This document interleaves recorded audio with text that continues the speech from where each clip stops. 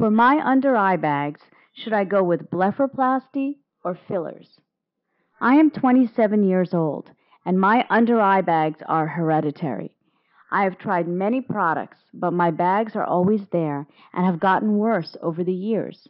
I feel like the skin under my eyes is very droopy. I would like a permanent solution. Thank you for your question. The photo you submitted shows puffiness under your eyes, and you articulate in your question that you want a permanent solution. Well, it appears that the puffiness under your eyes is a manifestation of something called lower eyelid fat prolapse. Now, lower eyelid fat prolapse basically means that the fat that is normally around your eyes, it's also referred to as extraconal fat, but this fat has pushed forward. And generally, when that fat pushes forward, it creates this continuous appearance of puffiness. Now, naturally, puffiness under the eyes is perceived by most people as looking tired. And very often, the patients who come to us will say they're tired of hearing that, are being asked why they're tired. So, what the puffiness represents is that physical volume of fat creating this forward bulge. So, in our practice, for most of our patients who are younger, who have good skin quality and skin tone, we perform a procedure called transconjunctival blepharoplasty. Now, transconjunctival blepharoplasty is a technique and a procedure that we perform from the inside of the eyelid. This way, we're able to address the fat pockets. That means reduction, repositioning, whatever needs to be done, but we're doing it from the inside of the eyelid.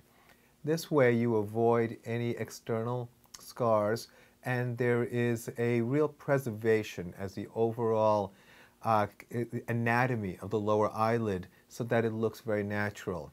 In fact, once it's done and you're healed, it would be difficult for anyone to ever be able to tell that you had this procedure.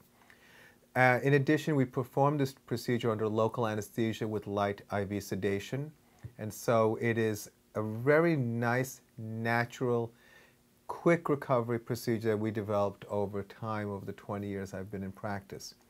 So I think that based on this understanding as what the underlying cause is, and the fact that once this procedure is done, it is a long-term benefit in terms of the, quote, permanence.